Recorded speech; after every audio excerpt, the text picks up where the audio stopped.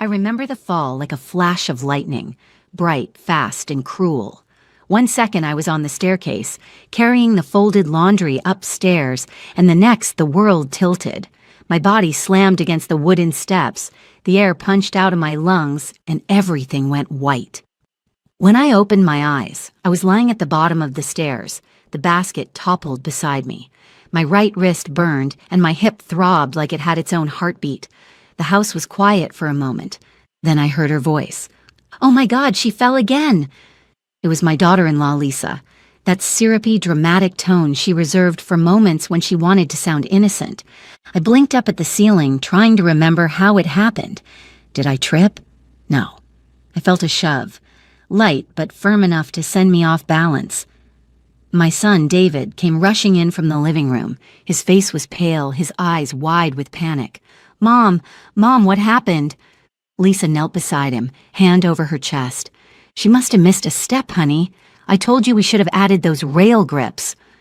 I tried to speak, but my mouth was dry. My wrist screamed in pain when I tried to move. I didn't fall," I whispered, but my voice came out cracked, weak. "What do you mean, Mom?" David leaned closer. Lisa touched his arm. "She's confused, David. She's in shock." Her words cut deeper than the pain in my bones. Confused. That's what she'd been calling me lately, behind my back, sometimes to my face. Forgetful, frail, confused. The paramedics arrived within minutes. As they lifted me onto the stretcher, Lisa leaned toward one of them and whispered, "She's been having these balance problems lately. I keep telling her to use the railings, but she forgets." Her voice was honeyed concern, perfectly rehearsed. I wanted to scream the truth, that she'd pushed me, but something in her expression made me stay silent. It was the way she smiled at me, a small curve at the corner of her lips that said, "Go ahead, no one will believe you." The hospital was cold, all metal rails and antiseptic air. They said I had a sprained wrist and bruised ribs, but nothing broken.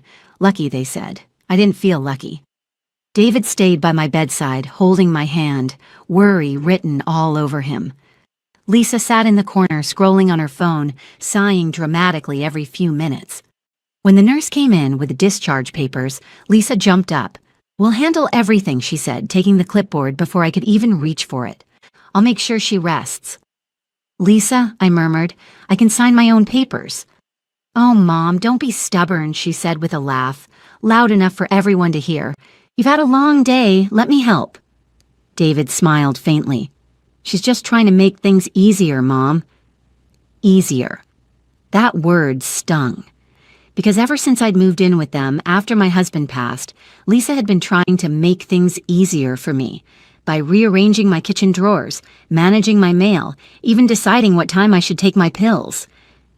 And David, he didn't see it. He saw only the helpful wife, not the controlling, conniving woman behind the smile. That night, they took me home. David carried my bag. Lisa fussed about the stairs. "Maybe you should stay downstairs for a while," she suggested sweetly. "You know, just until you get your strength back. I don't want another accident." I met her eyes. "It wasn't an accident," I said quietly. She froze just for a second. Then her smile returned, tighter this time. "Of course it wasn't, dear. You're just tired." Later, I lay awake on the couch, the soft hum of the refrigerator filling the dark. Every breath hurt, but what hurt more was knowing that my own son believed her version of the story. As I drifted into uneasy sleep, I heard her voice again, soft, muffled, but clear enough. She was in the kitchen, whispering into her phone. "If she looks frail enough, maybe it's time for the nursing home." My blood ran cold. That was the moment I knew. This wasn't an accident. It was a plan, and I was going to find a way to prove it. The days after the fall blurred together. Long, quiet hours that stretched between the couch and the kitchen. My wrist was wrapped in a stiff white brace, and my ribs ached every time I breathed too deep. But pain wasn't what kept me up at night. It was her voice. Lisa's gentle, patronizing tone echoed through the house. "Be careful, Mom. Don't strain yourself." "Maybe let me handle that. You've done enough." Every word wrapped in sugar, every glance filled with pity. At first I thought maybe I was imagining it. Maybe I was too sensitive. After all, I'd moved in with them to make things easier for everyone. The house had enough room. I'd sold my own place after my husband passed. Too many memories, too many stairs. I gave David a portion of the sale to help with his mortgage. "You'll always have a home here, Mom," he'd said back then. I'd believed him. Now, it didn't feel like my home at all. A week after the fall, Lisa started moving my things. She said it was for convenience. My sewing basket vanished from the living room. My medicine organizer ended up on a different shelf every day. Even my reading glasses would disappear for hours, only to be found later by her with a smile. "Oh, here they are. You must have left them in the laundry again." But I knew I hadn't. I tried telling David once. "Lisa keeps moving my things around," I said carefully over dinner. He frowned, setting down his fork. "Mom, she's just trying to help. You know how the fall scared her." "She's the reason I fell," I said before I could stop myself. His eyes hardened. "Mom, don't say things like that."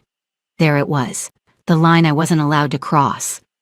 Lisa reached across the table, placing her hand on his. "It's okay, honey. The doctor said confusion is common after a shock. Let's just stay calm." Confusion. Again. That word was becoming her weapon. It wasn't just David she was working on. She started planting little seeds everywhere. When neighbors dropped by, she'd mention how forgetful I'd been lately. "Oh, she left the stove on last week. Thank God I caught it. She forgot the mail outside for 3 days." None of it true, but people nodded sympathetically. The poor old widow. The worst part? She always said it while smiling at me like it was harmless chatter, like she was protecting me. Every lie she told built another layer of doubt around me. I could see it in David's eyes, every time I hesitated to find a word, every time I looked tired.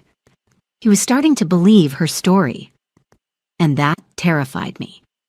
One afternoon, I overheard them talking in the kitchen. The tone of their voices was low, conspiratorial. I stayed just out of sight, heart pounding. "She's not herself anymore," Lisa whispered. "I think we should look into assisted living before something worse happens." David sighed. "I just don't know if she'll agree." "She doesn't have to," Lisa said softly. "It's for her own good." Her own good. The same phrase people use before they take away your choices. That evening, I sat alone on the porch watching the sunset burn gold over the neighbors' rooftops. My husband used to sit there with me every night.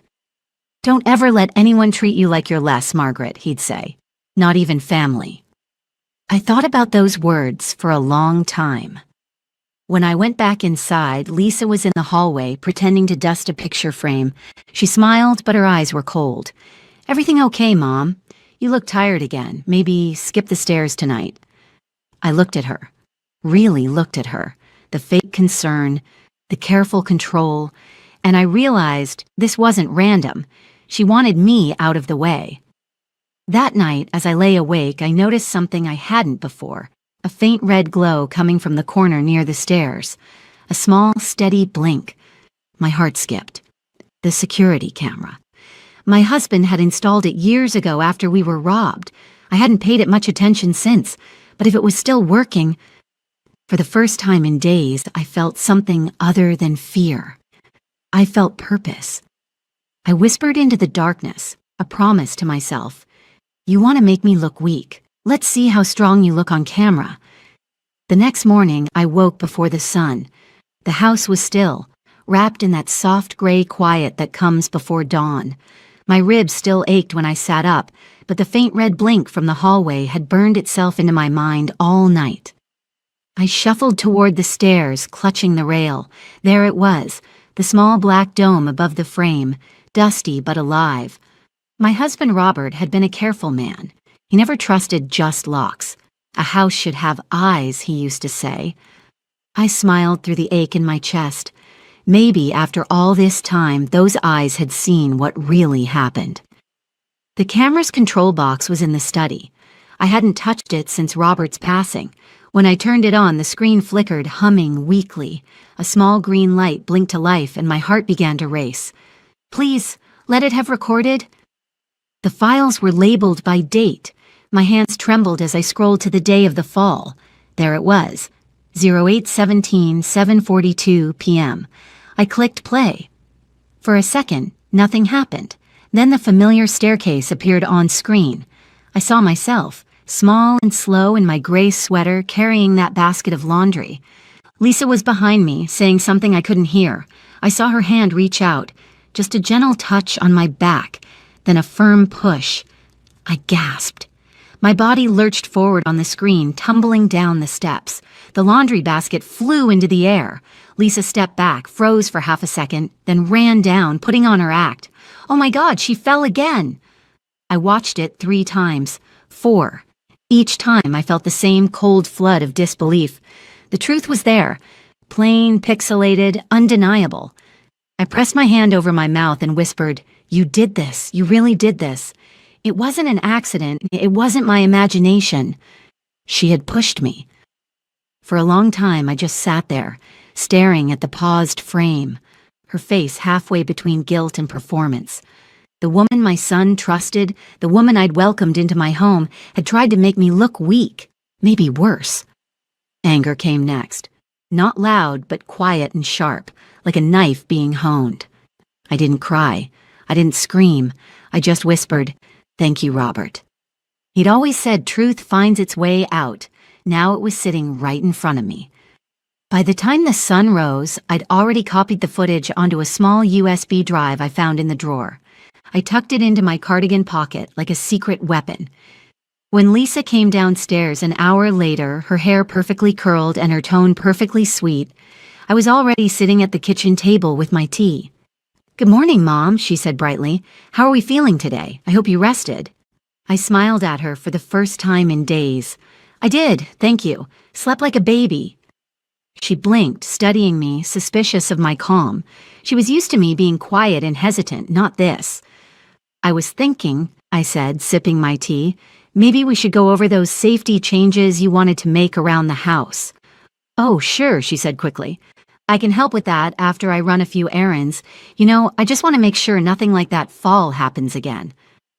I met her eyes and let a tiny smile slip. "Oh, it won't." She frowned, a flicker of confusion. "What do you mean?" I didn't answer. I just looked at her, really looked, and she turned away first.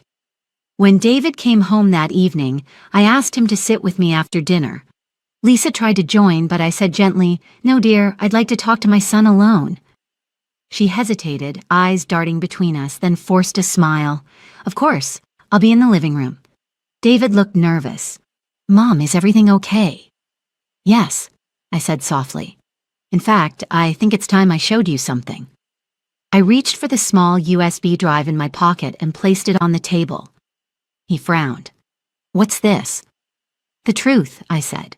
"Play it when you're alone." That night, after they both went upstairs, I sat on the porch in the quiet again. The stars looked sharper somehow, the air cooler. For the first time since the fall, I wasn't afraid anymore. I didn't know what tomorrow would bring, but I knew this.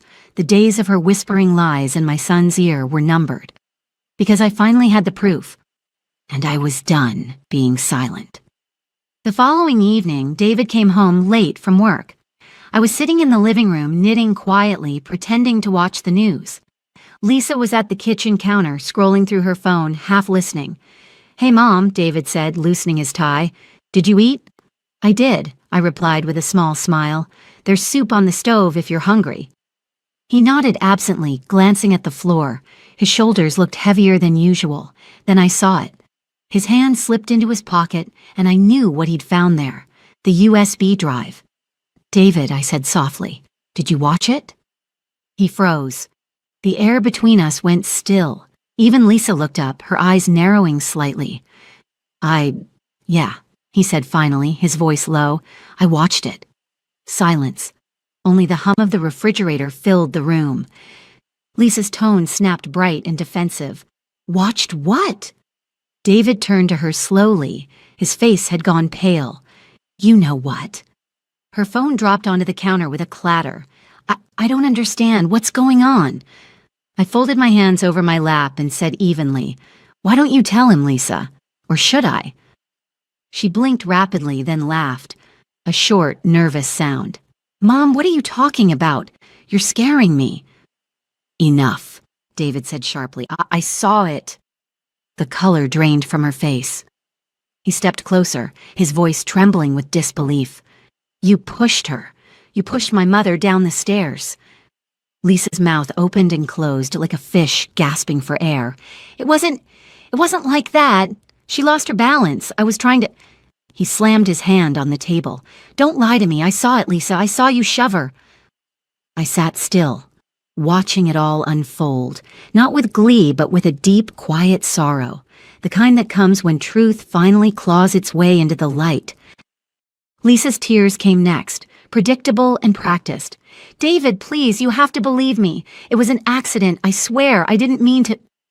You let everyone think she was senile, David said, his voice breaking. You told the neighbors she was losing it. You wanted me to think she couldn't take care of herself. Her face twisted with desperation. I was trying to protect you. She's manipulative. She's turning you against me. I finally spoke, my voice calm but edged with steel. No, dear, you did that all by yourself. Lisa turned to me, eyes wet and wild. You don't understand. You've always treated me like an outsider. That's not true, I said softly. I gave you my home, my time, my trust. You wanted more. You wanted control. But you forgot one thing. She frowned. What? The house has eyes. The room went still. Even David looked up at me, realizing I meant more than just the camera. Lisa's expression hardened, tears drying into anger. You can't do this to me, she hissed. You think he'll believe everything you say now? You're old, you're... David cut her off, his voice rising. Stop talking. She flinched. He pointed toward the door. I want you out tonight. Her jaw dropped. David, you can't... He didn't look at her. Pack your things. Go to your mother's. I can't even look at you right now. Lisa's composure cracked. She stormed past me, muttering curses under her breath, slamming cabinets, dragging suitcases down the hall. When the front door finally shut, the house went silent again. David stood there, staring at the floor. Mom, he whispered, I'm so sorry. I didn't see it. I should have known. I reached for his hand. You couldn't have known, sweetheart. She's clever, too clever. His eyes filled with tears. I let her treat you like you were losing your mind. I squeezed his fingers. She wanted you to think that, but you know now. That's what matters. We sat together for a long time, the quiet between us heavy but healing. The years of trust she'd chipped away at began to mend piece by piece. Finally, I said, There's one more thing I have to do. He looked at me, confused. What do you mean? I need to make sure she doesn't come back. And though I said it softly, there was something in my tone that made him realize I wasn't just talking about locking the door. That night, after he went upstairs, I opened my notebook. My husband's lawyer's card was still tucked inside. Tomorrow, I would make the call. I'd spent weeks being made to feel small, helpless, and old. Now it was my turn to remind her. I might be aging, but I'm not done yet. The next morning, the house felt different. Quieter, cleaner. Even the air seemed lighter, like the walls were finally allowed to breathe again. Lisa's perfume still lingered faintly in the hallway, a sharp synthetic sweetness that clung to the curtains, but the voice that came with it, that constant hum of condescension and control, was gone. David left early for work. He said he needed to clear his head. I understood. Seeing someone's true face after years of trust, it rearranges your world. As soon as I heard his car pull away, I poured myself a cup of coffee, sat at the kitchen table, and opened my notebook. The lawyer's card lay inside, exactly where I'd left it all those years ago after Robert passed. Harold T. Emerson, attorney at law, a kind, sharp man who had helped Robert and me set up our estate. It was time. I dialed the number, and to my surprise, Harold himself answered. Mrs. Bennett, he said warmly, it's been a long time.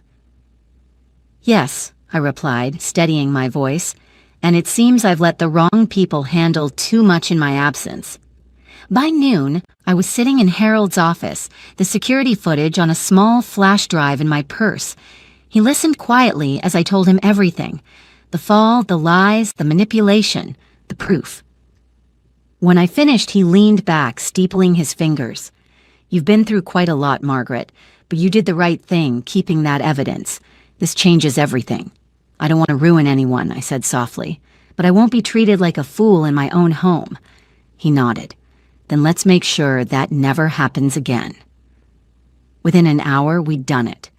I revoked the joint access Lisa had insisted on for my accounts. Accounts she'd convinced me to simplify months ago.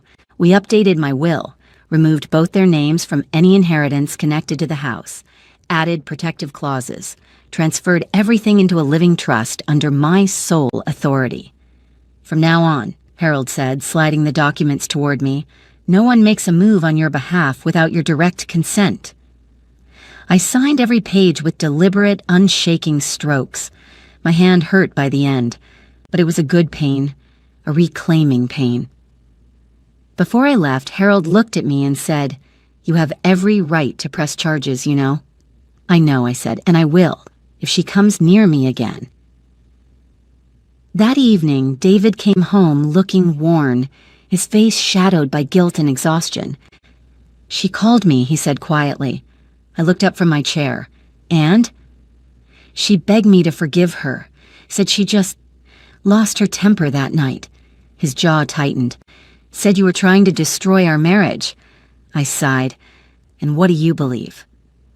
He met my eyes, and for the first time in a long time, I saw the little boy I'd raised, the one who used to run home crying when someone lied about him, who always sought truth, even when it hurt. "I believe you, Mom." I smiled softly. "Then that's all I need." He hesitated. "What are you going to do?" "I already did," I said simply. "She has no access to my money, no claim to this house, and no power to make decisions for me. That's over." He looked startled. "You, already?" "Yes."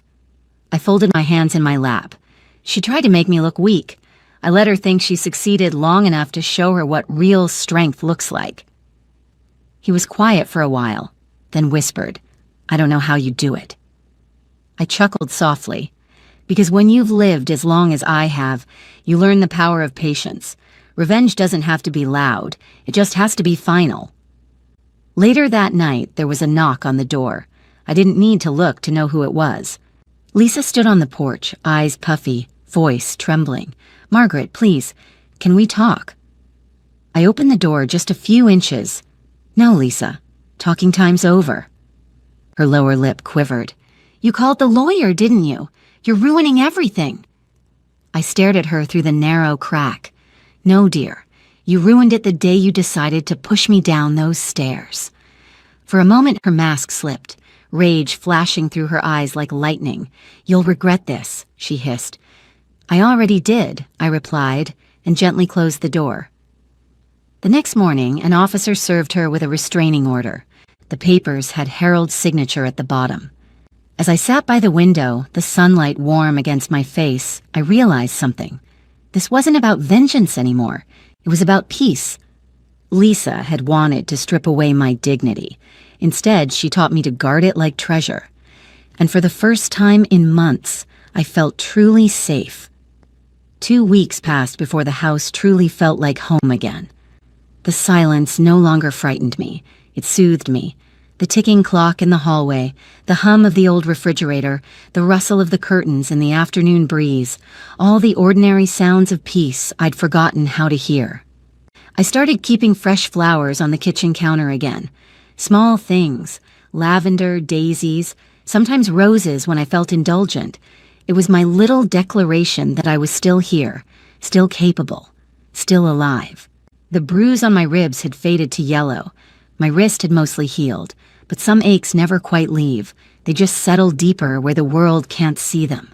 David didn't come by for several days after the restraining order. I didn't push. He needed time to untangle what she'd done to him, the quiet, daily poisoning of trust. When he finally showed up, it was a Sunday afternoon. I was on the porch with a cup of tea, watching the sparrows bicker over breadcrumbs. His car door shut softly, like he was afraid of breaking something fragile. "Hi, Mom," he said quietly. I smiled. "Hi, sweetheart." He stood there awkwardly, hands in his pockets, eyes glassy. "You look good." "I feel good," I said, and it was true. He sat down beside me. For a while, we said nothing, just watched the yard, the shifting light, the little bits of dust that glimmered in the air. Then he said, "She told everyone I abandoned her." I took a slow sip of tea. Let her talk. The truth doesn't need defending, it just needs time. He nodded, eyes fixed on the floorboards. "I don't know how I missed it all, Mom. The way she talked to you, the things she said. You wanted to believe the best in her," I said gently. "That's not weakness, it's love." He looked at me, and his face crumpled. "I let her treat you like you were losing your mind. I didn't even—" "David," I interrupted softly, touching his hand. "I forgive you." He swallowed hard, tears gathering in his eyes. "How can you?" "Because I remember the boy who used to bring me dandelions from the yard and tell me they were gold. That boy's still in there. He just got lost for a while." He let out a shaky laugh, wiping his eyes. "I don't deserve you." "Maybe not," I teased, smiling, "but you're stuck with me anyway." After that day, things slowly began to mend. He started coming by more often, fixing things, bringing groceries, sometimes just sitting quietly with me. It wasn't the same as before, but maybe that was for the best. There was a new honesty between us now, a fragile, beautiful truth born out of pain. Lisa tried to contact him once more through his work email. He showed me the message. It was all apologies and excuses, the kind of words that mean nothing when they come from someone who only feels sorry they got caught. I looked at him and said, "You don't owe her anything." He nodded, deleted the email, and that was the end of it. A month later, I stood at the top of those same stairs where it all began. The morning sun poured through the window, lighting the steps like gold.